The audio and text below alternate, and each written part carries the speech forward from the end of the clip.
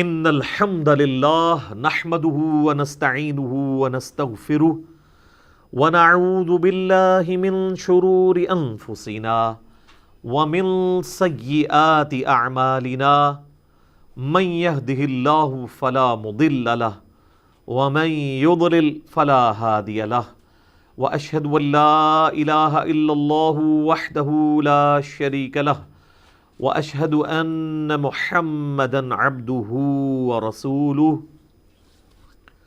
اما بعد فان خير الحديث كتاب الله وخير الهدي هدي محمد صلى الله عليه واله وسلم وشر الامور محدثاتها وكل محدثة بدعة وكل بدعة ضلالة وكل ضلالة في النار.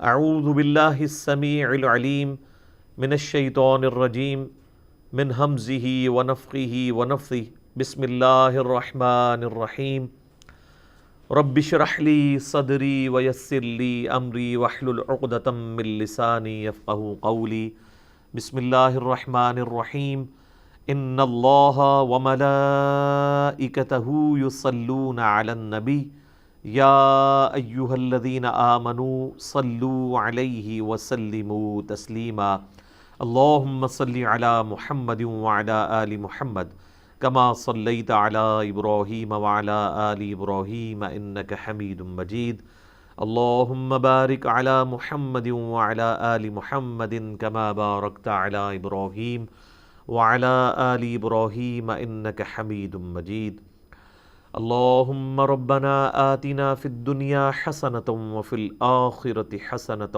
وقنا عذاب النار ربنا آتنا من لدنک رحمۃ وہیئ لنا من امرنا رشدا یا حی یا قیوم برحمتک استغیث ولا حول ولا قوة الا باللہ العلی العظیم حسبنا اللہ ونعم الوکیل آمین. الحمدللہ آج 14 جون 2020 میں قرآن کلاس نمبر 32 کی اسٹوڈیو ریکارڈنگ ہونے جا رہی ہے. آج انشاءاللہ تعالی ہم سورۃ البقرہ کی آیت نمبر 219 سے آنورڈ سٹارٹ کریں گے، اور یہ وہی ٹاپک آگے چل رہا ہے جو میں نے پچھلی دفعہ بتایا تھا کہ سورۃ البقرہ جو ہے وہ شریعت محمدیہ صلی اللہ علیہ وآلہ وسلم کا بلو پرنٹ ہے، اور اس میں کئی ایک شرعی احکامات نازل ہوئے ہیں آئلی زندگی اور معاشرتی زندگی سے متعلق. تو یہ اللہ تعالیٰ کے فتاوے ہیں جو اب شروع ہوئے ہیں، اور ہر ایک کے ساتھ آتا ہے کہ اے نبی تم سے اس کے بارے میں پوچھتے ہیں تو تم انہیں یہ بات ارشاد فرماؤ. تو یہ آیت نمبر 219 کا آغاز ہو رہا ہے.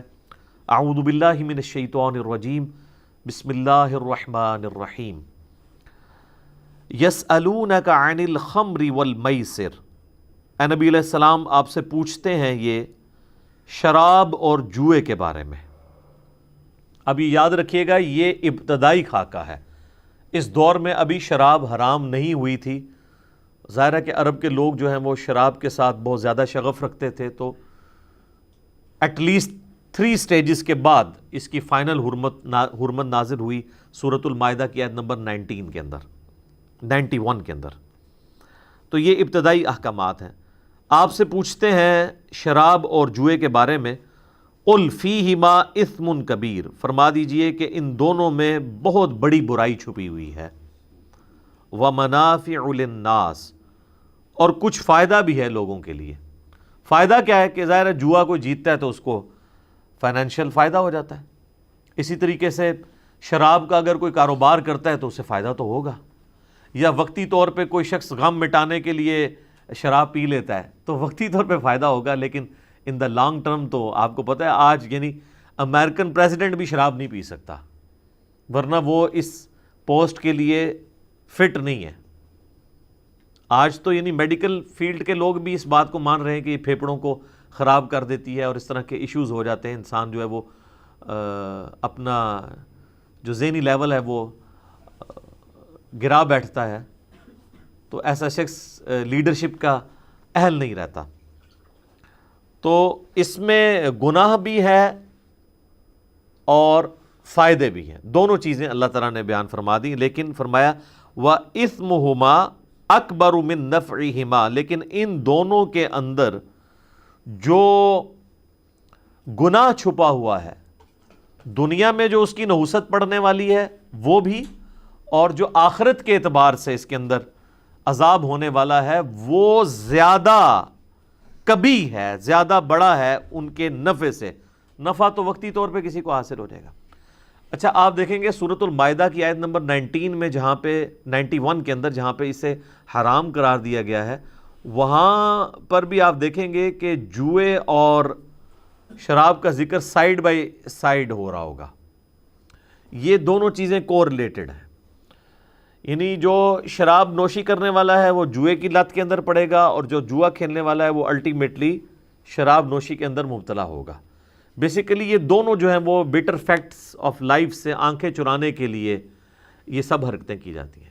جوا کون کھیلتا ہے؟ وہ شخص جو راتوں رات امیر ہونا چاہتا ہے، یعنی وہ زندگی کے تلخ حقائق سے گزر کے ایک کمائی کرنے کی بجائے آنکھیں بند کر کے وہ کہتا ہے میں راتوں رات امیر ہو جاؤں۔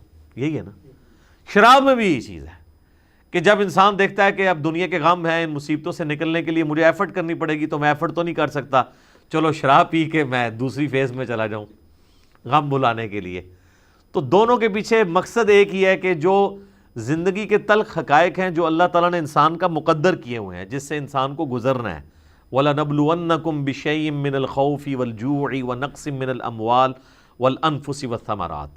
پیٹ لگا دیا ہے، رزق کے لیے آپ کو تلاش کرنی پڑے گی۔ تو یہ ساری کی ساری چیزیں جو انسان کے ساتھ اللہ نے بائی ڈیفالٹ، جسے کمپیوٹر کی لینگویج میں ہم کہتے ہیں نا، فٹ کر دی ہوئی ہے نا، ان سے آنکھیں چرانے کے لیے، جس طرح کہ بلی جو ہے اگر کبوتر کے سامنے آ جائے تو کبوتر بلی کو تو نہیں غائب کر سکتا، لیکن اگر وہ بیوقوف ہوگا تو اپنی آنکھیں بند کر لے گا کہ چلو اب میں یہ سمجھ لوں کہ بلی غائب ہو گئی ہے، لیکن بلی تو غائب نہیں ہوئی، وہ اس کی گردن ہی مروڑ دے گی آ کے۔ اسی طریقے سے جو جوئے کے اندر اور شراب نوشی کے اندر مبتلا لوگ ہوتے ہیں نا، وہ زندگی کے تلخ حقائق سے وقتی طور پہ جان چھڑانے کے لیے ان ایکٹیویٹیز کے اندر پڑ جاتے ہیں، لیکن اللہ تعالیٰ فرما رہا ہے کہ اس کا جو نفع ہے وہ وقتی ہے، اور جو اس کے اندر نقصان چھپا ہوا ہے نا وہ بڑھ کے ہے ان دونوں کے اندر جو نفع بظاہر چھپا ہوا ہے۔ کیونکہ اگر کوئی آج جوا لگا کے جیت جائے گا تو کل کو ہار بھی جائے گا۔ لوگ تو پوری پوری جدادیں لوگوں کی بک گئی ہیں، اندازہ کریں، یعنی آپ اس لیول پہ بعض لوگ اترتے ہیں کہ وہ یعنی اپنی بچیوں تک کا سودا کر لیتے ہیں جوئے کے اندر جب مال ہار جاتے ہیں۔ تو ان چیزوں کو اسلام نے کنڈیم کیا۔ اب آپ دیکھیں اس معاشرے کے اندر جہاں پر ان چیزوں کو چھوڑنا آلموسٹ ناممکن تھا، نبی صلی اللہ علیہ وآلہ وسلم کی مبارک دعوت عام ہوئی اور الٹیمیٹلی لوگوں نے ان چیزوں کو چھوڑا۔ سورۃ المائدہ کی آیت نمبر 91 کے اندر جا کے جب یہ حرام ہوا شراب والا معاملہ، تو بخاری مسلم میں آتا ہے کہ صحابہ کرام کے پاس مٹکے پڑے ہوئے تھے شرابوں کے، وہ انہوں نے یعنی گلیوں کے اندر بہا دیے۔ یعنی اس طرف بھی ان کا دماغ نہیں گیا کہ ہم اس شراب کو چلو پینا حرام ہے تو ہم اسے بیچ ہی لیں، ٹھیک ہے، ان کو یہ بات سمجھ آ گئی کہ اس کا بیچنا بھی حرام ہی ہوگا۔ ویسے وہ الگ سے ترمذی میں ابن ماجہ میں حدیث ہے کہ 10 لوگوں پر اللہ اور اس کے رسول کی لعنت ہے، شراب بنانے والا، بیچنے والا، لے کر جانے والا، لادنے والا، اس کو ان لوڈ کرنے والا، پینے والا، پلانے والا، وہ سارے کے سارے۔ لیکن صحابہ کرام جو ہیں وہ اللہ اور اس کے رسول عز و جل و صلی اللہ علیہ وآلہ وسلم کے مزاج کو سمجھتے تھے۔ یہ میں اس لیے کہہ رہا ہوں کہ ہمارے یہاں پہ کے پی کے اندر کئی لوگ ہیں جو نمازی بھی ہیں اور بعض تبلیغ کے ساتھ بھی جڑے ہوئے ہیں، لیکن وہ ساتھ ہیروئن کی سمگلنگ والا کام بھی کرتے ہیں۔ اور جب آپ ان سے پوچھیں تو وہ کہتے ہیں کہ جی ہیروئن جو ہے وہ نشہ ہے، اس کو پینا حرام ہے، لیکن اس کا کاروبار تو حرام نہیں ہے۔ دلیل پوچھیں تو وہ کہتے ہیں کہ جی وہ گدھا دیکھ لیں آپ، گدھا بیچنا حلال ہے لیکن گدھے کا گوشت جو ہے وہ حرام ہے۔ حالانکہ گدھے کی کوئی ریزیمبلنس نہیں ہے اس کے ساتھ، اس کے اوپر رول لگے گا نشہ آور چیزوں والا۔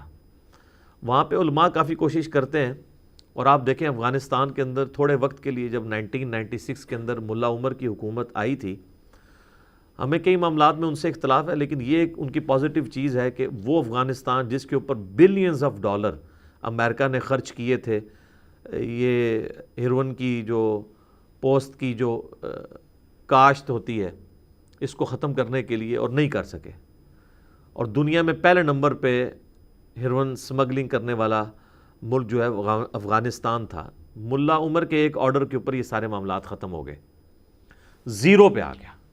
اور جیسے ہی طالبان کی حکومت ختم ہوئی، آج امریکہ بھی وہاں پہ بیٹھا ہے، افغان حکومت بھی موجود ہے، اور آپ دیکھ لیں پچھلے 15-20 سالوں سے پھر پہلے نمبر پہ افغانستان ہیروئن کی اسمگلنگ کرنے کے اوپر.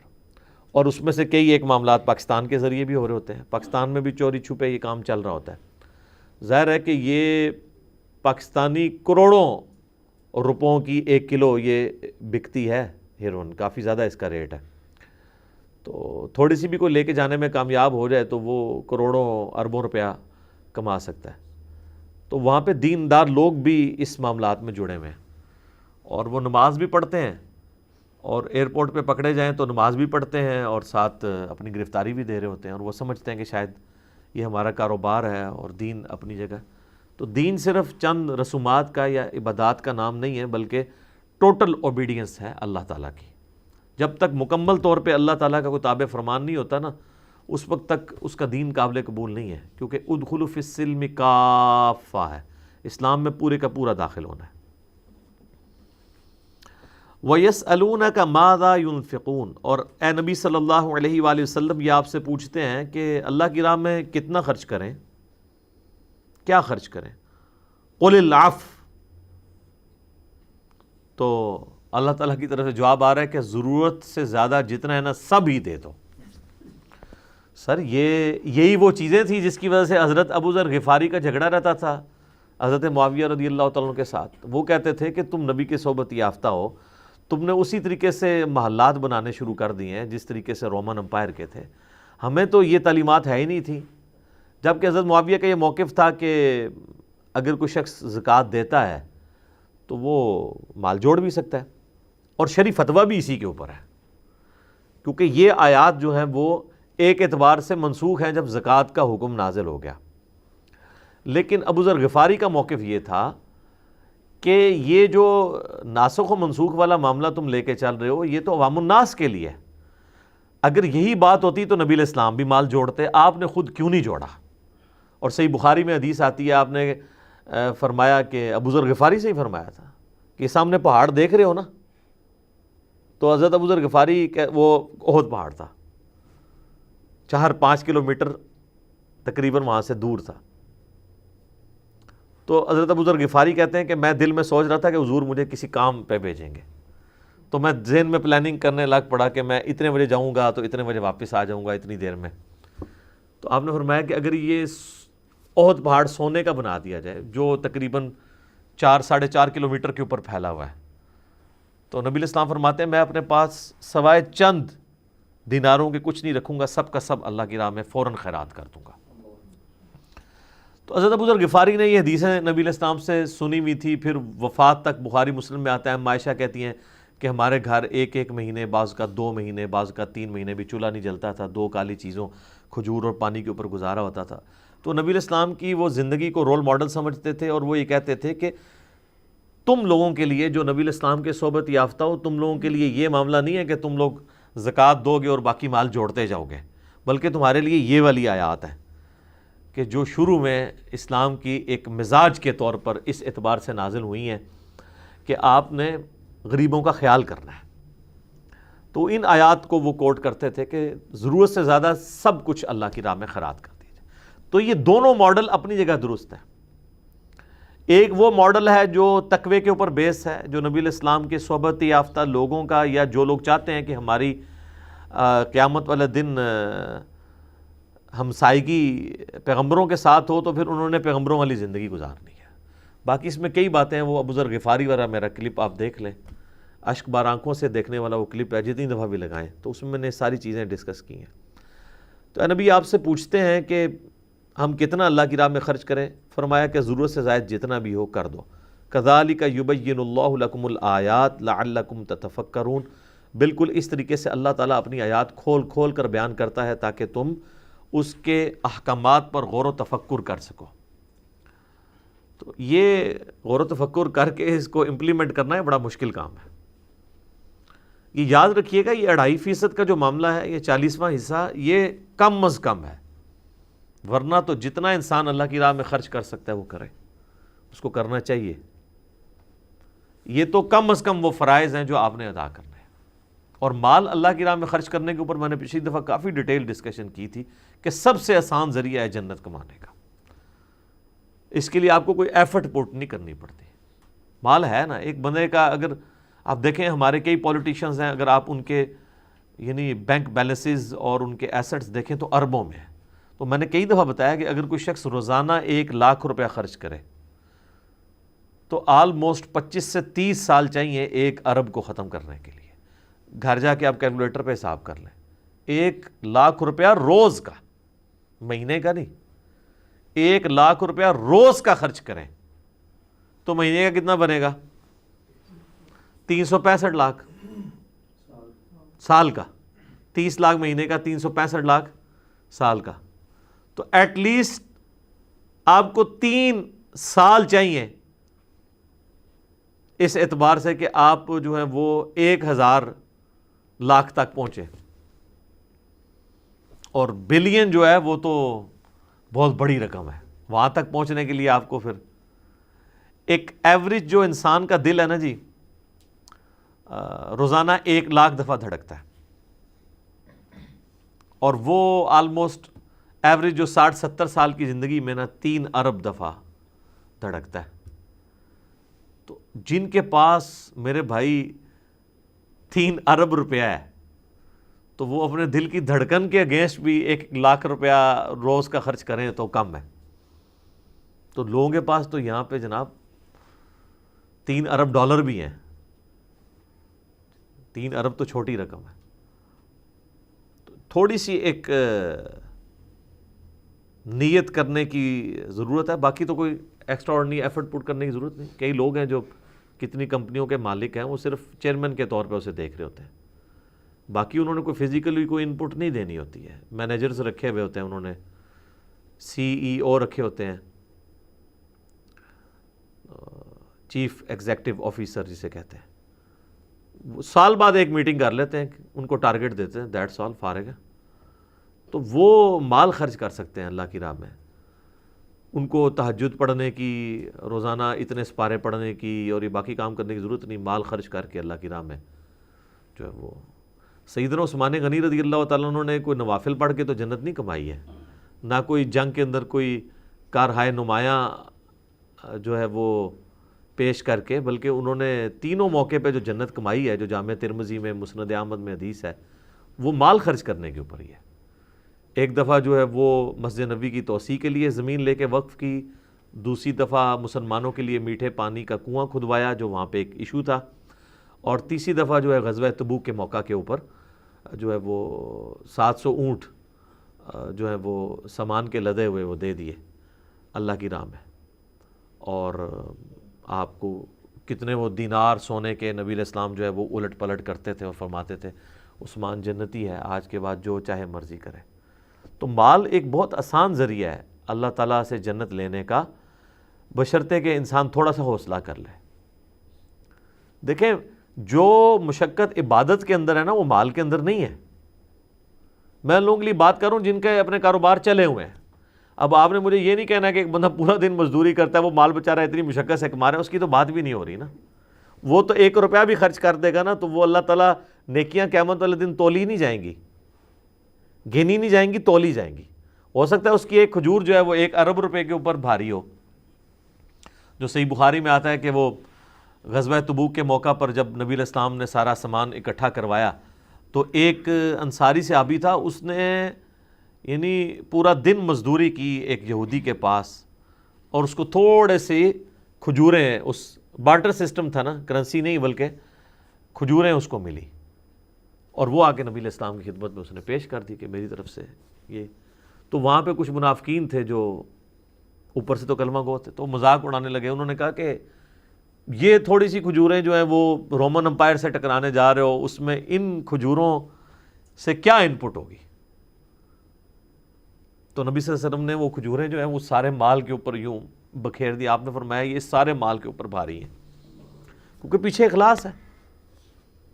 اللہ تعالیٰ نے تو ایسا معاملہ نہیں دیکھنا. صحیح بخاری مسلم میں حدیث ہے کہ ایک پھٹے پرانے کپڑوں والا شخص, مسلم شریف میں ڈیٹیل ملتی ہے,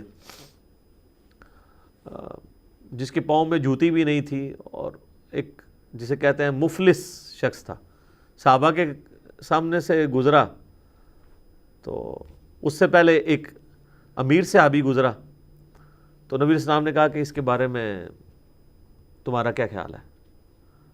تو کہا کہ یہ تو اتنا معزز شخص ہے کہ کسی گھر پہ دروازے پہ دستک دے لوگ اسے رشتہ دے دیں اور لوگ اسے پورا رسپانس کریں۔ اس کے بعد ایک وہ غریب جب شخص گزرا تو آپ فرمایا اس کے بارے میں کیا خیال ہے؟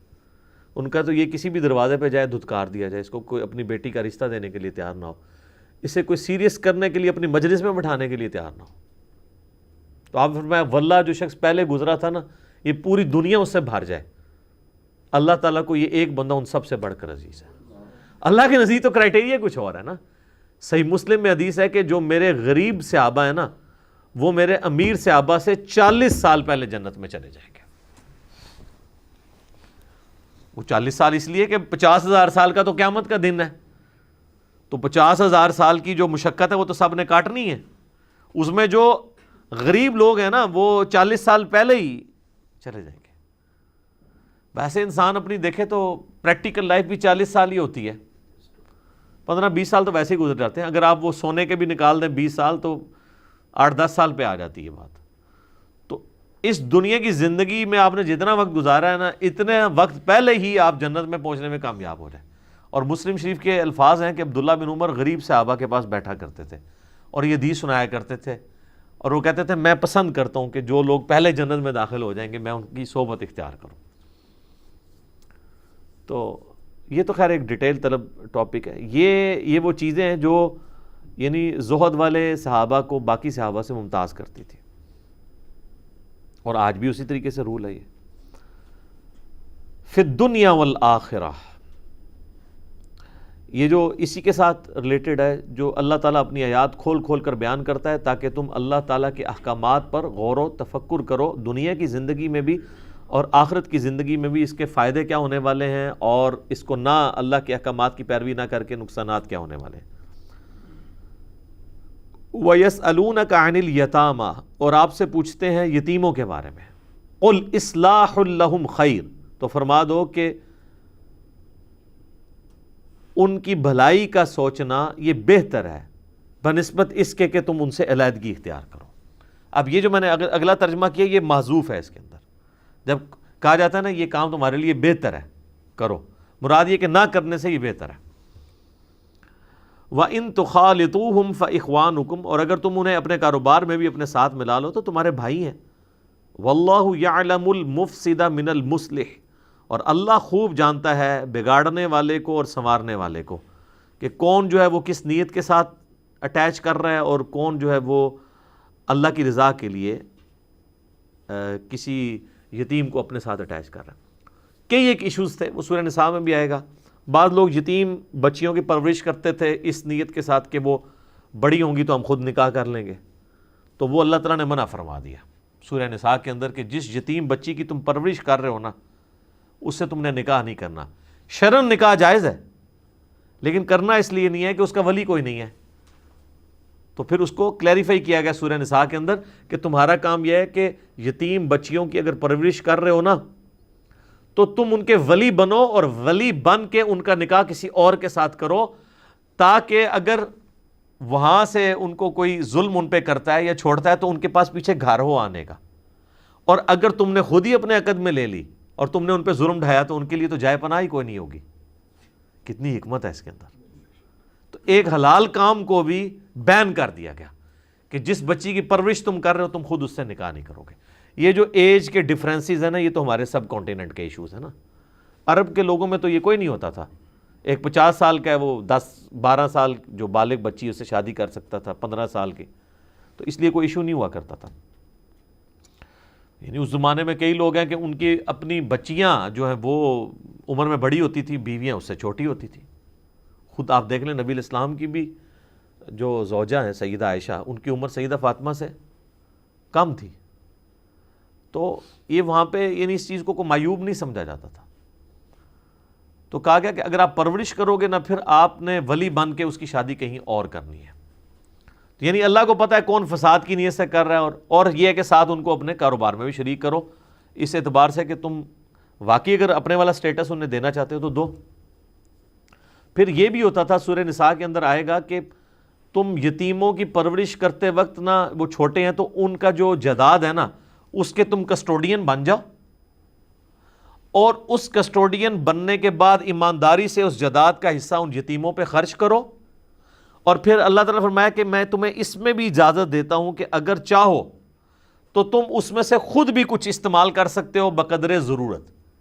مثلا ایک بندہ یتیموں کی پرورش کر رہا ہے ان کے مال کے ذریعے، اب اس مال کے ذریعے اس نے ان کا آٹا ڈلوایا ہے، راشن ڈلوایا ہے، سالن پکا ہوا ہے، اب روٹی کھانے کا وقت آیا تو اب وہ یہ سوچنا شروع کر دے کہ یہ مال تو یتیموں کا ہے، یہ میرے اوپر حلال ہے یا نہیں. تو اللہ نے اجازت دے دی کہ جو تھوڑا بہت ہے نا اس کے اوپر کوئی گرفت نہیں ہوگی، تم اس میں سے اتنا لے سکتے ہو جتنا تم ایک سمجھ لیں کہ اس اعتبار سے کہ جیسے کوئی ملازم ہوتا ہے کسٹوڈین کے طور پہ، جیسا کہ زکوٰۃ کے جو عاملین ہے، سورہ توبہ کی آیت نمبر 60 میں آتا ہے نا کہ جو زکوٰۃ کے کلیکٹ کرنے والے لوگ ہیں جنہیں عاملین زکوٰۃ کہا جاتا ہے، ان کی تنخواہ بھی زکوٰۃ کے پیسوں میں سے دی جا سکتی ہے کیونکہ وہ کلیکٹ کر رہے ہیں. اسی طریقے سے جو یتیموں کی پرورش کر رہے ہیں نا، وہ یتیموں کے مال میں سے بقدر ضرورت لے سکتے ہیں اگر وہ خود ضرورت مند ہے، لیکن یہ نہ ہو کہ سارا مال ہی ہڑپ کر جائے. اور پھر کہا گیا جیسے وہ بالغ ہوں اور اس قابل ہوں کہ مال سنبھال سکتے ہیں پھر ان کے ہینڈ اوور کرو. اور پھر وہیں پر آیا تھا کہ جو لوگ یتیموں کا مال ناحق ہڑپ کرتے ہیں وہ اپنے پیٹوں میں دوزخ کی آگ بھر رہے ہیں. دنیا میں تو نہیں پتہ چلے گا، یہ ڈورمنٹ آگ ہے، کیونکہ دنیا میں صرف فزیکل لاز ایکٹیو ہیں. کوئلہ رکھیں گے زبان پہ، زبان جل جائے گی، حرام کا مال رکھنے سے نہیں جلے گی. آخرت میں یہ فزیکل لاز جو ہے نا، وہ یہ جو مورل لاز ہیں وہ ایکٹیو ہو جائیں گے ڈورمنٹ سے. تو دنیا میں جس نے کھایا ہوگا تو اس کے ساتھ وہ معاملہ ہو جائے گا، اس کے پیٹ میں وہ دوزخ کی آگ بن کے جل رہی ہوگی. بولے اعوذ باللہ تعالی، اللہم اجرنا من النار. تو بیسیکلی آپ دیکھیں اللہ تعالیٰ جتنے بھی قوانین کا ذکر کرتا ہے نا، خوف خدا اس میں ضرور دلا رہا ہے کہ اللہ تعالیٰ کو پتہ ہے کہ یہ جو تم اتنی نیکی کر رہے ہو نا ان کے ساتھ، وہ کس چکر میں کر رہے ہو. کئی لوگ ہیں نا وہ یتیموں کے ساتھ اٹیچ ہوتے ہیں اور کہتے ہیں جی ہم یہ کریں گے، تو کچھ عرصے بعد پتہ چلتا ہے کہ وہ جداد ہی انہوں نے ہتھیار لی ہے ان کی، ٹھیک ہے، یہ کوئی اور ایکٹیویٹی پرفارم کر دیتے ہیں. تو اللہ تعالیٰ فرماتا ہے ہمیں یہ پتہ ہے کس نیت کے ساتھ اٹیچ ہو رہے ہو. اسی لیے دیکھیں جو سمجھدار لوگ ہیں آج کے زمانے میں، تو آپ سب کانٹیننٹ کے معاشرے میں اس طریقے سے کوئی اپنے ساتھ اٹیچ ہی نہیں ہونے دیتا، لوگوں کو ڈر لگ جاتا ہے. کتنی بیچاری بیوہ عورتیں ہوتی ہیں، کوئی بیچارہ اخلاص کے ساتھ بھی ان کا کوئی کام کرنے کی کوشش کرے نا، وہ ڈر جاتی ہیں، وہ صحیح ڈرتی ہیں.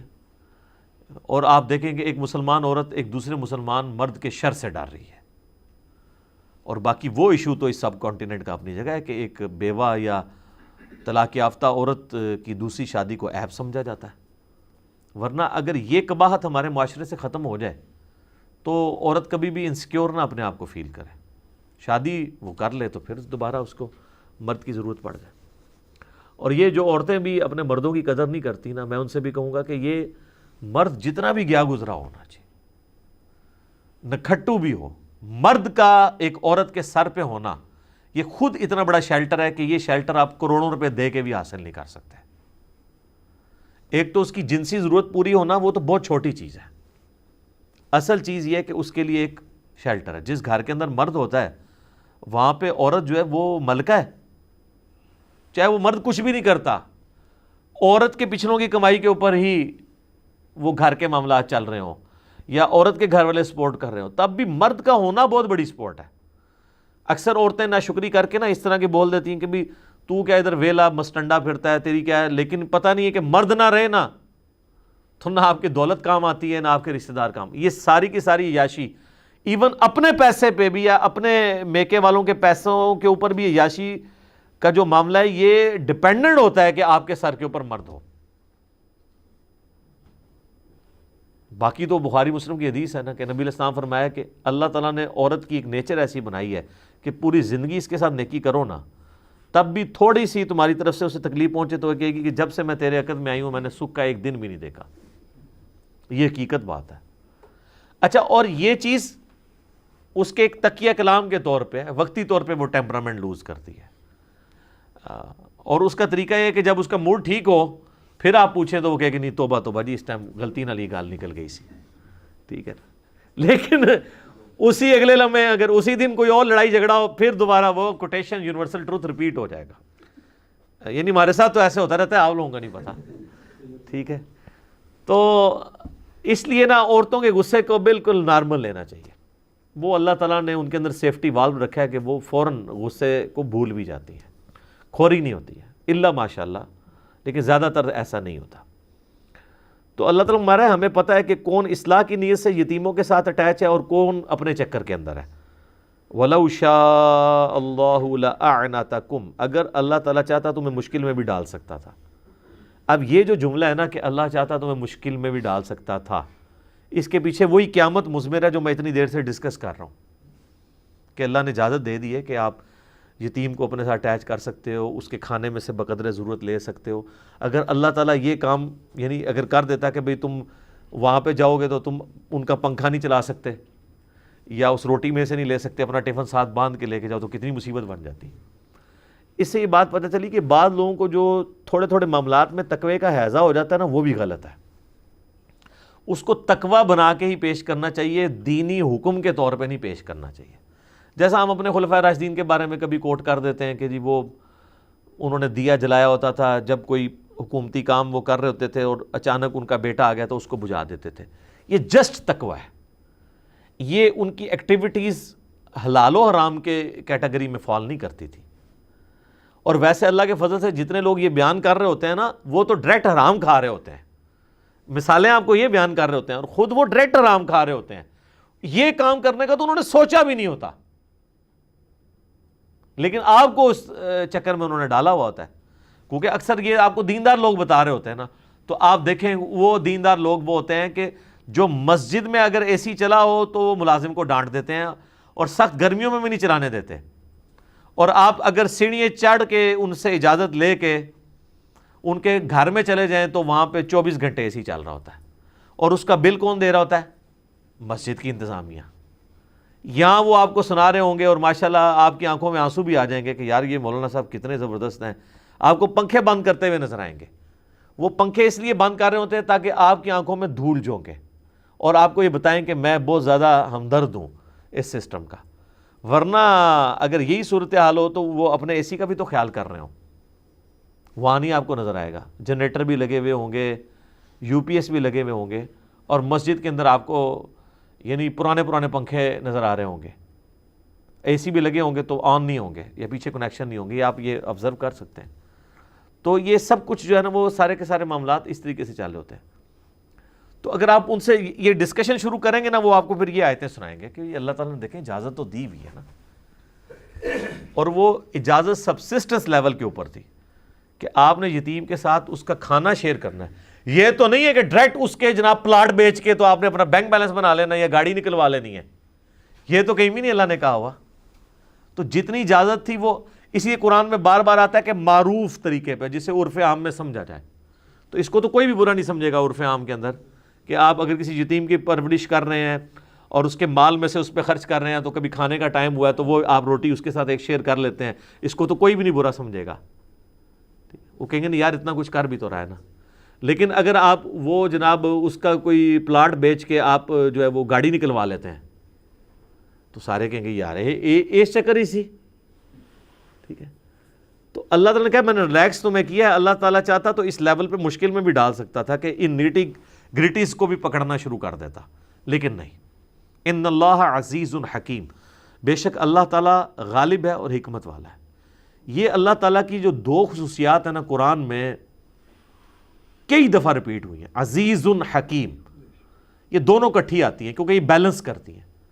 عزیز وہ ہوتا ہے کہ جس کے قبضہ قدرت میں ہر چیز ہے، وہ چھایا ہوا ہے، جو چاہے جس کے ساتھ چاہے جس وقت چاہے بغیر کسی قید کے کر دے، اسے کوئی پوچھ نہیں سکتا. حکیم وہ ہے جو کام حکمت کے ساتھ کرتا ہے. اسی لیے عزیز کا جو ترجمہ عزیز کا اپروپریٹ کیا گیا نا، وہ کیا گیا غالب ہے، چھایا ہوا ہے، جو چاہے کر سکتا ہے. حکیم ہے کہ حکمت کے ساتھ ہے. حکمت کیا ہے؟ ریلیکس کر دیتا ہے. اس کی یہ والی کوالٹی عزیز والے معاملے کو بیلنس کرتی ہے کہ کسی کے اندر اگر کوئی غلطی دیکھتا ہے نا اسے ڈھیل دے دیتا ہے. غالب اتنا ہے کہ اسی ٹائم پکڑ لے. حکمت یہ ہے جو قرآن میں آتا ہے نا کہ ہم دنیا کی زندگی میں چھوٹے چھوٹے عذابات تمہیں بھیجیں گے سورہ الف لام میم السجدہ کے اندر، جسے سورہ سجدہ بھی کہا جاتا ہے، تاکہ تم ہماری طرف پلٹ آؤ. یہ رسی ڈھیلی جو کی جاتی ہے، یہ اللہ کی حکمت کی وجہ سے ہوتی ہے۔ اگر اللہ تعالیٰ کی صرف عزیز والی صفت ہو نا، غالب ہونے والی، تو نقدی انسان کو جو ہے نا بدلہ دنیا میں ملنا شروع ہو جائے۔ یہ اس کی حکمت ہے، ڈھیل دیتا ہے کہ اچھا یہ ادھر کر رہا ہے، ڈنڈی مار رہا ہے، تھوڑا ٹائم دیتا ہوں شاید میری طرف پلٹ آئے، اور لوگ پلٹ بھی آتے ہیں۔ وَلَا تَنْكِحُوا الْمُشْرِكَاتِ حَتَّى يُؤْمِنْ، ایک اور شرعی حکم آ رہا ہے، اور مت نکاح کرو کسی مشرک عورت کے ساتھ یہاں تک کہ وہ ایمان لے آئے۔ اب یہ مشرک وہ انڈیا پاکستان بنگلہ دیش والی نہیں ہے، یہاں تو سارے ایک فرقے بھی دوسروں کو مشرک کہہ رہے ہوتے ہیں۔ اس مشرک سے مراد بت پرست جو شرک جلی کرنے والے لوگ ہیں، کلمہ گو مشرک اس سے مراد نہیں ہے۔ جب تک وہ ایمان نہ لے آئے وہ عورت، اس وقت تک تم اس سے نکاح نہیں کر سکتے۔ لیکن اس میں ایک ایکسیپشن دے دی گئی ہے سورۃ المائدہ کے اندر جا کے کہ جو اہل کتاب کی عورتیں ہیں نا وہ مسلمان مردوں کے لیے حلال ہیں، سٹارٹ کے اندر ہی سورہ المائدہ میں، لیکن صرف عورتیں ان کی حلال ہیں، ان کے مرد ہماری عورتوں کے لیے حلال نہیں ہے۔ یہاں پہ کیٹاگوریکلی آیا کہ مشرک عورت حلال نہیں ہے۔ صحیح بخاری میں آتا ہے کہ عبداللہ بن عمر کا ایک تفرد تھا کہ وہ یہ مانتے تھے کہ یہ جو آیت ہے نا کہ مشرک عورت سے نکاح نہیں ہو سکتا، اس کیٹیگری میں یہود و نصارہ بھی فال کرتے ہیں، اور وہ کہتے تھے کہ اس سے بڑا شرک کیا ہوگا کہ کوئی شخص حضرت عیسیٰ کو اللہ کا بیٹا کہے، تو میں تو نہیں سمجھتا کہ ایسی عورت کے ساتھ نکاح حلال ہو۔ لیکن باقی سارے صحابہ کہتے تھے کہ اگر یہی کیٹیگرائزیشن اس اعتبار سے نہ کرنی ہوتی تو سورۃ المائدہ جو بالکل اینڈ میں نازل ہوئی اس میں کیوں اہل کتاب کی عورتوں کے ساتھ نکاح کی اجازت دی گئی ہے، جبکہ سورۃ المائدہ ہی میں سب سے زیادہ یہود و نصارہ کا شرک کھول کے بیان کیا گیا ہے، باقی کسی صورت میں نہیں ہے۔ لقد کفر الذین قالوا ان اللہ هو المسیح ابن مریم، بے شک وہ لوگ کفر کر رہے ہیں جو کہہ رہے ہیں کہ عیسیٰ ہی اللہ ہے۔ یہ سورۃ المائدہ کی آیت نمبر 72 ہے۔ پھر آگے چل کے سورۃ المائدہ کی آیت نمبر 75 میں آیا لقد کفر الذین قالوا ان اللہ ثالث ثلاثہ، وہ لوگ بھی کافر ہیں جو کہتے ہیں کہ حضرت عیسیٰ اور حضرت مریم اس زمانے میں اور آج ہولی گوسٹ اور اللہ تعالیٰ یہ تین خدا ہیں، یعنی اللہ تین خداؤں میں سے ایک ہے۔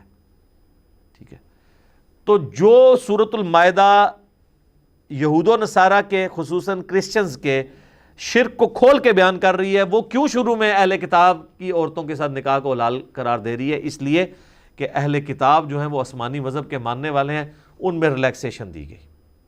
تو صحابہ کرام نے عبداللہ بن عمر کا یہ انڈیویجول فتویٰ قبول نہیں کیا۔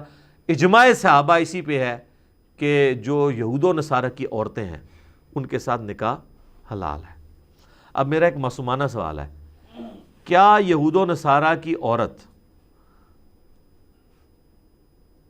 ہمارے مسلمان جو فرقے ہیں ان کی عورتوں سے بہتر ہے؟ یہود و نصارہ کی جو عورتیں ہیں وہ تو نبی علیہ السلام کو سرے سے پیغمبر ہی نہیں ماننی، یہ صحیح ہے نا؟ اور ہمارے مسلمان فرقوں کی عورتیں نبی علیہ السلام کو پیغمبر مان رہی ہیں، ان کے لیے جان دینے کے لیے تیار ہیں۔ رہا شرک، تو یہود و نصارہ کی عورتوں کا شرک زیادہ جلی ہے مسلمان عورتوں سے، اس اعتبار سے کہ مسلمان عورتوں میں اگر کہیں پہ شرک پایا جاتا ہے تو وہ شرک جلی نہیں، خدا کی ذات میں کسی کو وہ شریک نہیں کرتی۔ وہ یہ نہیں کہتی کہ نبی صلی اللہ علیہ وآلہ وسلم اللہ کے بیٹے ہیں، نعوذ باللہ، یا نبی علیہ السلام کی عبادت بھی ہو سکتی ہے، آپ کو سجدہ بھی ہو سکتا ہے، یہ کوئی تھکڑ سے تھکڑ مسلمان بھی آپ کو نہیں کہے گا۔ لیکن اس کے اگینسٹ جو جیزس کرائسٹ کے نام کے اوپر انہوں نے ہنگامہ کھڑا کیا ہے، حضرت عیسیٰ کا تو کوئی قصور نہیں ہے، وہ تو شرک جلی ان کے اندر پایا جاتا ہے۔ تو اگر آپ ریشو پروپورشن میں اس کو پلڑا دیکھیں تو مسلمان عورتوں کا بہرحال بھاری ہے، بلکہ بھاری کہنا بھی ایک طرح کی زیادتی ہے، بہت بھاری ہے، کوئی کمپیریزن ہی نہیں ہے۔ لیکن آپ یہاں پہ دیکھ لیں یہ ایک دوسرے کے فرقوں کے ساتھ نکاح کرنے کو حلال نہیں سمجھتے۔ یہ آپ مجھے کہیں گے کہ پریکٹیکلی ایک بریلوی کا دیوبندی سے ہوا ہے یا ایک بریلوی کا اہل حدیث سے ہو گیا، اہل حدیث کا دیوبندی سے، وہ ضرور ہوا ہے، لیکن شرعی فتویٰ آپ اگر لے کے دیں نا تو نہیں دیں گے۔ اسی تو آئے دن آپ دیکھتے ہیں سوال آ رہا ہوتا ہے سنی شیعہ کا نکاح ہو جاتا ہے، یہ کیوں سوال پیدا ہوتا ہے؟ اسی لیے پیدا ہو رہا ہوتا ہے، وہ نکاح جائز نہیں سمجھتے۔ اچھا میں آپ کو بتاؤں یہ سارے معاملات ان 100 سالوں کے، اگر آپ پرانے بزرگوں کو پڑھیں نا، سید نصیر حسین دہلوی رحمہ اللہ تعالی، جو یعنی اہل حدیث کی آپ سمجھ لیں کہ ماں ہیں سب کانٹیننٹ کے اندر ہے اس اعتبار سے، ان سے بڑا کوئی عالم نہیں. جس طرح احمد بریلوی صاحب بریلویوں کے لیے ہے نا، اور اشرف علی تھانوی صاحب یا قاسم نوتوی صاحب دیوبندیوں کے لیے، اہل حدیث کے لیے جو سب کانٹیننٹ میں سب سے بڑے بزرگ ہیں سید نذیر حسین دہلوی ہیں. اس وقت جتنے بڑے بڑے علماء ہیں نا، سارے یا ان کے شاگردوں کے شاگردوں کے شاگرد ہیں یا ان کے شاگردوں کے شاگرد ہیں. ان کے باقاعدہ فتاویٰ موجود ہیں کہ سنی شیعہ کا نکاح درست ہے، اور ہم نے وہ پی ڈی ایف میں شیئر بھی کروائے تھے گروپس کے اندر. اس زمانے میں لوگ دیکھیں کتنی ٹالرنس رکھتے تھے، حالانکہ ان کے سامنے وہ سارے عقائد نہیں تھے. اور یہ وہ لوگ ہیں جو شیعہ کے خلاف باقاعدہ کتابیں لکھتے تھے، فتوے لکھتے تھے علمی اختلاف کے، لیکن کہتے تھے نکاح جائز ہے. اور وہ اس لیے کہہ رہے ہوتے تھے کہ وہ کہتے تھے قرآن تو آسمانی مذاہب کا احترام کرتا ہے، تو ہم اپنے جو ایک ریلیجن کے ماننے والے مختلف اسکول آف تھاٹ میں احترام نہیں ایک دوسرے کا کر سکتے. تو یہ ٹالرنس یعنی ان لوگوں میں موجود تھی. تو یہاں پہ کہا گیا کہ مشرک عورت سے آپ کا نکاح نہیں ہو سکتا. اس مشرک سے مراد بت پرست، کافر، نبی علیہ السلام کو نہ ماننے والی، آسمانی کسی مذہب کو نہ ماننے والی، یعنی آج کی ڈیٹ میں آپ کہہ سکتے ہیں بدھسٹ، ہندو، ایتھیسٹ، یہ سب کے سب وہ لوگ. یہود و نصارہ اس کیٹیگری میں فال نہیں کریں گے. وَلَا أَمَةٌ مُؤْمِنَةٌ خَيْرٌ مِّن مُشْرِكَةٍ، اور ایک ایمان والی لونڈی جو ہے نا وہ مشرک آزاد عورت سے بہتر ہے. وَلَوْ أَعْجَبَتْكُمْ، اگرچہ اس کا حسن تمہیں بھائے. یعنی یہ اس زمانے میں جب لونڈیوں کا سسٹم تھا، ظاہر لونڈی کے ساتھ نکاح تو آسان ہوتا تھا نا، اس کو آزاد کر دیں یا خرید لیں، خرید کے آزاد کر دیں تو نکاح کر لیں آپ. آزاد عورت کے تو نخرے ہی بہت تھے. آج بھی آپ ذرا عرب میں چلے جائیں، ایک مرد پس جاتا ہے ایک شادی کے لیے. لوگ تو سمجھتے ہیں عربی یاش ہیں، عربی یاش ہیں. وہ سارے یہ چند ایک لوگ ہیں جو عرب پتی لوگ ہیں، ادروائز عربیوں کی تو بیچاروں کی شادی کوئی نہیں ہوتی ہے. یہ بھی آج آپ نئی بات لے جائیں، ذرا عربیوں سے ڈائریکٹ پوچھیں تو صحیح وہاں شادی کتنا عذاب ہے ان کے لیے. پوری زندگی وہ جوڑتے رہتے ہیں. جس طرح ہمارے یہاں کے پی میں جو مرد ہیں پٹھانوں کے، وہ بیچارے بڑی مشکل سے مال جوڑ کے تو ان کی شادی ہوتی ہے، عورت والوں کو پیسہ دینا پڑتا ہے. یہاں پہ بھی مرد کو اتنے پاپڑ بیلنے پڑتے ہیں تب جا کے جو ہے نا وہ کسی عورت کے ساتھ ان کا نکاح ہوتا ہے. عربی تو بیچارے بڑے مشکل میں ہیں. یہ تو چند ایک لوگ ہیں جو امیر ہیں جو آپ کو نظر آتے ہیں، اور ان کو بھی بہت کچھ کرنا پڑتا ہے. خیر، لیکن عام بیچارے تو جس طرح یہاں پہ آسانی سے شادی ہو جاتی ہے، عربیوں کی تو نہیں ہوتی ہے. اہم ہی عربی بیچارے بدرام ہوئے تھے، عربی بیاہ بڑا کرتے ہیں. عربی بیاہ انہوں نے ایک بھی نہیں ہوتا. اللہ دے بندے ہو تو کی نے کہتا ہے بڑی مشکل ہوتی ہے ان کے لیے. تو وہ پھر کیا لونڈیاں جو ہیں وہ، تو کہا گیا کہ آزاد عورت جو ہے نا وہ مشرک عورت ہے اور آزاد ہے اور اس کا حسن بھی ہے، اس سے بہتر ہے ایک مسلمان لونڈی تمہیں مل جائے، وہ بہتر ہے کہ اس سے نکاح کر لو. وَلَا تُنْكِحُوا الْمُشْرِكِينَ حَتَّى يُؤْمِنُوا، اور اپنی عورتوں کا بھی، اپنی بچیوں کا بھی نکاح نہ کرو کسی مشرک مرد کے ساتھ یہاں تک کہ وہ ایمان لے آئے. جب تک ایمان نہیں کوئی لے کے آتا نا، اس وقت تک آپ اس کے ساتھ نکاح نہیں کر سکتے. وَلَا عَبْدٌ مُؤْمِنٌ خَيْرٌ مِّن مُشْرِك، اور ایک مومن جو غلام ہے نا وہ بہتر ہے ایک مشرک آزاد مرد سے. اب اس چیز کی آپ انٹینسٹی آج فیل نہیں کر سکتے، اس لیے کہ یہاں سے لونڈی سسٹم اور غلام سسٹم ختم ہو چکے ہیں. لیکن عرب میں تو یہ جناب زندگی موت کا مسئلہ تھا. آج بھی آپ ہمارے کچھ گاؤں ایریا میں چلے جائیں تو آپ اس چیز کو فیل کر سکتے ہیں. وہ کہہ دیتے ہیں جی یہ موچی ہیں جی، یہ فلاں ہیں جی، ہم چودھری ہیں جی، ہم جٹ ہیں، ہم گجر ہیں. تو وہ اس چیز کو عیب سمجھتے ہیں. اور بعض اوقات آپ اکثر خبروں میں سنتے ہیں کہ وہ مطلب قتل و غارت پہ بھی اتر آتے ہیں. اگر کوئی ایک چھوٹے خاندان کی عورت کی شادی بڑے کسی خاندان کے مرد والے کے ساتھ ہو جائے، یعنی میں لو میرج کے پوائنٹ آف ویو سے بات کر رہا ہوں، تو وہ مار دیتے ہیں. اور بعض کا دونوں کو ہی مار دیتے ہیں. وہ کہتے ہیں جی ہمیں اپنی عزت زیادہ پیاری ہے. تو یہ ہلکی سی جھلک ہے عرب کے لوگوں کی اس ماڈرن دور کے اندر بھی. تو وہ جو عرب کے اس زمانے کے لوگ تھے وہ تو اس کو بڑا عیب سمجھتے تھے. اولئک یدعون الی النار، یہ جو مشرک ہیں یہ تو تمہیں آگ کی طرف بلا رہے ہیں. واللہ یدعو الی الجنہ، جبکہ اللہ تمہیں بلا رہا ہے جنت کی طرف. یعنی بہت بڑا ڈیفرنس ہے. اللہ کے ماننے والے اور طاغوت کے ماننے والے، شیطان کے ماننے والے، بتوں کی پرستش کرنے والے کبھی بھی اکٹھے نہیں ہو سکتے. والمغفرہ بإذنی، اللہ تعالیٰ تمہیں بلاتا ہے جنت کی طرف اور مغفرت کی طرف اپنی توفیق سے. کیا بات ہے جی, اللہ نے اس چیز کو اپنی توفیق کے ساتھ کر دیا کہ یہ ہر ایک بندے کے لیے ہوگا بھی نہیں جب تک اللہ کی توفیق نہ ہو. تو یہ بات یاد رکھیے گا, مسئلہ تقدیر کے حوالے سے بھی مولانا مودودی نے تو خیر بہت زبردست گفتگو کی ہوئی ہے تفہیم القرآن میں. میں نے بھی مسئلہ تقدیر کے اوپر جو لیکچرز ریکارڈ کروائے تھے نا, اس کا لب لباب یہی تھا کہ اللہ تعالیٰ تقدیر کے بارے میں جو اتنا ایمفیسائز قرآن میں کرتا ہے نا, وہ اس لیے کہ کوئی شخص پوری ایفرٹ پٹ کرنے کے بعد بھی اپنے آپ کو اللہ سے آزاد نہ سمجھے. جب تک اللہ کی توفیق شامل حال نہیں ہوگی نا, آپ جو مرضی کر لیں کچھ بھی نہیں ہونا. اور صرف اللہ کی توفیق سے کچھ نہیں ہونا اگر آپ نے خود کوشش نہیں کرنی, اس لیے کہ اللہ نے آپ کو توفیق ہی نہیں دینی. توفیق آتی ہی اس کے لیے جو کوشش کرتا ہے. وَالَّذِينَ جَاهَدُوا فِينَا لَنَهْدِيَنَّهُمْ سُبُلَنَا, جو لوگ ہماری راہ میں کوششیں کریں گے نا, کوشش کریں گے, انہی کے لیے ہم اپنی راہیں کھولیں گے. تو آپ کو صحابہ کرام کی زندگی میں, اہل بیت کی زندگی میں یہ نمونہ نظر آتا ہے کہ انہوں نے اپنی ایفرٹ پٹ کی ہے. یعنی انہوں نے ایویں جنت نہیں کما لی ہے, انہوں نے پوری کوشش کی ہے جو ایک انسان پٹ کر سکتا تھا.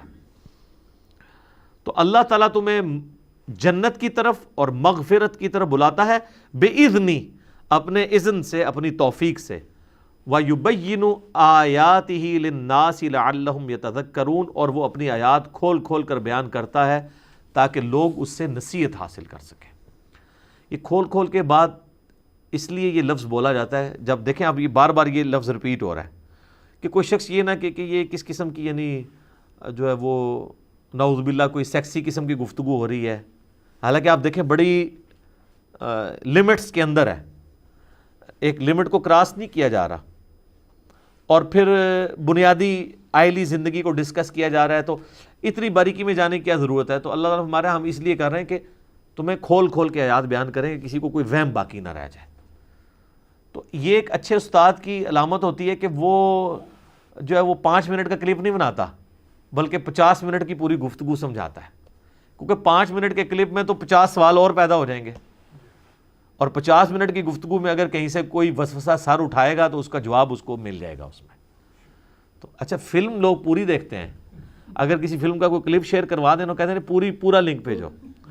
کلپ کسی کو بھیجیے نا 40 منٹ کا, وہ کہتے ہیں نہیں کوئی 3 منٹ کا کلپ بھیجو. بھائی 3 منٹ سے یہ دسیا جا سکتا ہے کہ بھئی فجر دے 2 فرض نے, تے زہر دے جناب 4 نے, تے مغرب دے 3 نے, تے عشاء دے 4 نے, یہی دسیا جا سکتا ہے.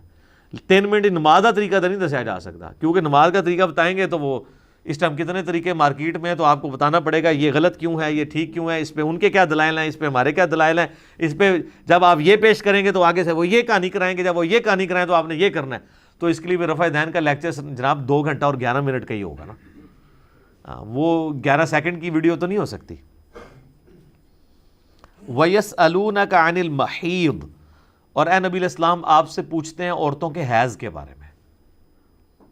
قُلْ هُوَ أَذًى, فرما دیجئے ہے تو وہ تکلیف کی چیز ہے. ظاہر ہے عورت کے لیے ایک تکلیف تو ہے, ایک اسے ہر مہینے میں آلموسٹ 7 دن کے لیے اس تکلیف سے گزرنا پڑتا ہے. اگرچہ اس میں اللہ نے ریلیکس بھی کر دیا ہے کہ جو صحیح بخاری مسلم میں آتا ہے کہ نبی صلی اللہ علیہ وآلہ وسلم, اما عائشہ کہتی ہیں میں حیض کی حالت میں چھوٹی ہوئی نمازوں کی قضاء کا حکم نہیں دیتے تھے, صرف روزوں کی قضاء کا حکم دیتے تھے.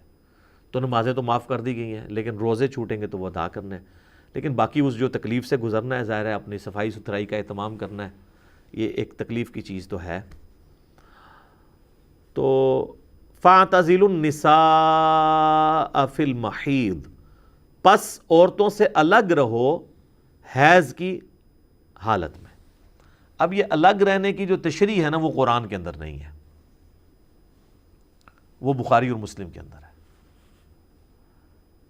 ہلکا سا ذکر آ گیا اس میں ساتھ, وَلَا تَقْرَبُوهُنَّ حَتَّى يَطْهُرْنَ, اور ان سے قربت نہ کرو یہاں تک کہ وہ پاک نہ ہو جائیں.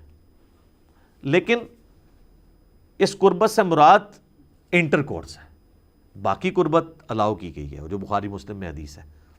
میں وہ حدیث اس کے ساتھ ہی آگے بیان کر دیتا ہوں, یہ اگلا بھی اس کا حصہ پڑھ لیتے ہیں. فَإِذَا تَطَهَّرْنَ فَأْتُوهُنَّ مِنْ حَيْثُ أَمَرَكُمُ اللَّهُ, جب وہ پاک ہو جائیں تو پھر تم ان کے ساتھ صحبت کر سکتے ہو وہاں سے جہاں سے اللہ نے تمہیں حکم دیا ہے. تو پاکی کے بعد میاں بیوی تعلق قائم کر سکتے ہیں، ازدواجی تعلق، اس سے پہلے نہیں کر سکتے۔ اور یہ جو لفظ ہے نا کہ عورتوں کے قریب نہیں جانا، تو اس قریب نہ جانے کی تشریح اس آیت میں یہی ہے کہ اس سے مراد انٹر کورس نہیں کرنا۔ ویسے قریب جا سکتے ہیں، لیکن قرآن میں دونوں طرف مطلب جا سکتا ہے کہ ویسے قریب جانا بھی منع ہے اور انٹر کورس بدرجہ اولا منع ہے، بدرجہ اولا منع ہے۔ تو بخاری مسلم جب آپ کھولیں گے تو امہات المومنین کہتی ہیں کہ ہم میں سے جب کوئی حیض کی حالت میں ہوتا تو نبی الاسلام ہمیں حکم دیتے کہ ہم اپنے آزار باندھ مضبوطی سے باندھ لیں اور باقی جسم کے ساتھ نبی الاسلام مباشرت فرمایا کرتے تھے۔ وہ جو منکرین حدیث وہ حدیث اٹھاتے ہیں جی بخاری میں لکھا ہوا ہے، بخاری قرآن کے خلاف ہے، کہ حضرت عائشہ کہتی ہیں کہ نبی الاسلام حیض کی حالت میں بھی ہم سے مباشرت کرتے تھے۔ تو سر یہ حدیث کا تو ایک طریقہ ہے نا، جو دوسری حدیث ہے بخاری مسلم میں جس میں سیدہ عائشہ نے ام سلمہ نے اس کی ڈیٹیل بتائی ہے کہ مباشرت سے مراد صحبت تھی، انٹر کورس نہیں تھا، اور وہ ہمیں حکم دیتے تھے کہ ہم لنگوٹ باندھ لیں مضبوطی کے ساتھ، باقی جسم کے ساتھ مباشرت کرتے تھے۔ تو اس میں یعنی ایک مرد کو اجازت دے دی گئی کہ وہ تعلق قائم کر سکتا ہے انٹر کورس کے بغیر، یہ ایک آسانی دے دی گئی۔ ظاہر وہ 7 دن کا پیریڈ ہے، پلس یہ بھی ایک فہم دے دیا گیا جو صحیح مسلم میں آتا ہے کہ یہودیوں کے ہاں یہ چیز یعنی اسٹیبلش تھی کہ عورت جب ناپاک ہو جائے گی نا تو آپ نے اس کو بسترے سے بھی ہلاک کر دینا۔ جس طرح ہمارے یہاں پہ بھی پنجاب کے کلچر میں بعض بیوقوف لوگ ہیں، وہ کہتے ہیں عورت آٹا نہیں گوندھ سکتی، عورت جو ہے وہ بچے کو دودھ نہیں پلا سکتی، وہ ہنڈیاں نہیں پکا سکتی، اور پتہ نہیں کیا کچھ کرتے ہیں، پتہ نہیں کیا نجس ہو جاتی ہے وہ۔ ایسا نہیں ہے، اسلام نے اس کو کنڈیم کیا۔ حتیٰ کہ بخاری مسلم میں حدیث ہے، ام عائشہ کہتی ہیں کہ نبی الاسلام اعتکاف کی حالت میں مسجد میں ہوتے تھے تو آپ جب مجھے یعنی اپنا بستر یا کوئی اس طرح کپڑے دیتے تھے تو میں حیض کی حالت میں دھو کے آپ کو واپس کر دیا کرتی تھی۔ صحیح مسلم میں آتا ہے کہ نبی الاسلام اعتکاف میں تھے تو آپ علیہ السلام نے مسجد نبوی کی کھڑکی سے مجھے کہا کہ میرا وہ بستر پکڑا دو، تو ام عائشہ نے کہا میں تو حیض سے ہوں۔ آپ فرمایا حیض تیرے ہاتھوں میں گھس گیا؟ یہ تو کوئی پلیدی نہیں ہے، تو حکمی نجاست ہے، حقیقی نجاست تو نہیں ہے۔ حتیٰ کہ بخاری مسلم میں آتا ہے امہات المومنین کہتی ہیں کہ نبی علیہ السلام ہم حیض کی حالت میں ہوتے تھے اور نبی علیہ السلام اپنا سر مبارک ہماری گود میں رکھ کے قرآن پڑھا کرتے تھے۔ تو یعنی قرآن نہیں گود میں رکھا ہوتا تھا، سر رکھا ہوتا تھا، قرآن یعنی زبانی پڑھ رہے ہوتے تھے۔ یہ بتانے کے لیے کہ عورت فزیکلی ناپاک نہیں ہے، یہ حکمن ناپاک ہے۔ باقی وہ خون تو ناپاک ہے جو نکلتا ہے، وہ والا خون ناپاک ہے، یہ یاد رکھیے گا۔ عام خون کا حکم علیحدہ ہے، اس میں غالب یہی ہے کہ عام خون جو ہے وہ پاک ہے، میرے اس پر کلپس ہیں، لیکن جو وہ حیض والا خون ہے نا وہ بخاری مسلم میں ہے کہ وہ تو آپ نے دھونا ہے، وہ ناپاک ہے۔ تو نبی الاسلام یہ حتیٰ کہ صحیح بخاری مسلم میں آتا ہے، ام عائشہ کہتی ہیں کہ میں کھانا کھاتی تھی نا، اگر میں نے بوٹی آدھی کھا کے چھوڑی ہے نا حیض کی حالت میں تو حضور کو پکڑائی ہے تو آپ اسی جگہ سے منہ لگاتے تھے جہاں سے میں نے کھائی ہوتی تھی۔ یہ میسج دینے کے لیے کوئی ناپاک نہیں ہو تم۔ یہاں لوگ اتنے جاہل ہیں کہ جنبی ہوتے ہیں تو وہ کہتے ہیں تولیے کو ہاتھ لگایا اب تولیے ہی ناپاک ہو گیا۔ تولیے تب ناپاک ہوگا جب آپ کے جسم کی نجاست تولیے کو ٹچ کرے گی، آپ ناپاک نہیں ہیں۔ وہ حکمی ہے کہ آپ کو انٹلیکچولی آپ ناپاک ہیں، فزیکلی ناپاک نہیں ہیں، ٹینجیبل آپ ناپاک نہیں ہیں، نان ٹینجیبل ہے۔ جو بخاری مسلم میں آتا ہے کہ سیدنا ابو ہریرہ کہتے ہیں میں گھر سے باہر نکلا تو نبی علیہ السلام کے ساتھ چلنا شروع ہوا تو تھوڑی دیر بعد مجھے یاد آیا میرے پہ تو غسل فرض ہے، جنبی تھا میں چپ کر کے کھسکا چلا گیا، غسل کر کے واپس آیا تو نبی علیہ السلام فرمایا یہ تم کدھر چلے گئے تھے اچانک بتائے بغیر؟ تو کہا یا رسول اللہ میں ناپاک تھا۔ تو آپ فرمایا مومن تو کبھی ناپاک نہیں ہوتا، مومن تو پاک ہی رہتا ہے۔ تو یعنی یہ حکمن نجاست ہے۔ حکمن تو اس لیول کی ہے کہ آپ غسل بھی کر لیں، مجھے بتائیں کیا آپ بغیر وضو کے نماز پڑھ سکتے ہیں؟ تو نماز کے اعتبار سے بے وضو بندہ بھی ناپاک ہے، لیکن ویسے آپ مسجد میں بیٹھیں تو اس لیے کہا جاتا ہے یہ حکمی نجاستیں ہیں۔ نجاست کی 2 قسمیں، ایک حکمی ایک حقیقی۔ حقیقی ہے پیشاب ہے، منی ہے، مزی ہے، حیض کا خون ہے، یہ حقیقی نجاستیں فزیکلی لگیں گی ناپاکی ہو جائے گی۔ ایک حکمی ہے کہ آپ کچھ بھی نہیں بظاہر، لیکن شریعت کے حکم کے اعتبار سے آپ جنبی ہیں تو نماز نہیں پڑھ سکتے آپ جب تک غسل نہ اتار لیں۔ اور نبی علیہ السلام ڈیلے بھی کر لیتے تھے غسل جنابت۔ جامع ترمذی میں آتا ہے کہ نبی علیہ السلام غسل جنابت کبھی رات کے اول پہر میں کرتے تھے اور کبھی آخری پہر میں کرتے تھے۔ دین میں اللہ نے یہ آسانی رکھی ہوئی ہے۔ تو یہ حیض والا معاملہ بھی اس مت کو توڑا گیا کہ اللہ کے بندو یہ عورتوں کے ساتھ معاملہ ایسا نہیں ہے کہ وہ کوئی ان کو آپ نے بسترے سے الگ کر کے تو دوسری جگہ جا کے سونا ہے. مراد یہ کہ صرف وہ نماز کے اعتبار سے، شرعی احکام کے اعتبار سے ہے معاملہ ان کے ساتھ، باقی وہ ناپاک نہیں ہے. نبی الاسلام نے فزیکلی، حتیٰ کہ صحیح مسلم میں ایک حدیث ہے، ام عائشہ کہتی ہیں کہ میں حیض کی حالت میں کٹورے سے پانی جب پیتی تھی نا تو حضور کو دیتی تھی، تو جس جگہ میں نے منہ لگایا ہوتا تھا آپ ایگزیکٹ اس جگہ منہ لگا کے پیا کرتے تھے. یہ میسیج دینے کے لیے کہ عورت ناپاک نہیں ہوتی. یہ ہیں جناب عورتوں کے حقوق، جنہوں نے عورتوں کو کماڈیٹی بنا کے پیش کیا. اور آج ہمارے یہاں پہ لوگ سمجھتے ہیں کہ یورپ میں عورت کو عزت دی جا رہی ہے. سر 67% عورتیں ہیں مسلمان ہونے والی، 33% مرد ہیں جو یہ نان مسلم مسلمان ہو رہے ہیں نا. ہر 100 میں سے 67 عورت مسلمان ہوتی ہے، 33 مرد مسلمان ہوتا ہے، کیونکہ وہ سیکیورٹی فیل کرتے ہیں. اور سب سے زیادہ ان کے لیے سیکیورٹی یہ ہے کہ مسلمانوں کے مرد اپنی عورتوں کے ساتھ مخلص ہوتے ہیں، اور یہ پردے کی وجہ سے ہم سیکیورٹی فیل کرتے ہیں.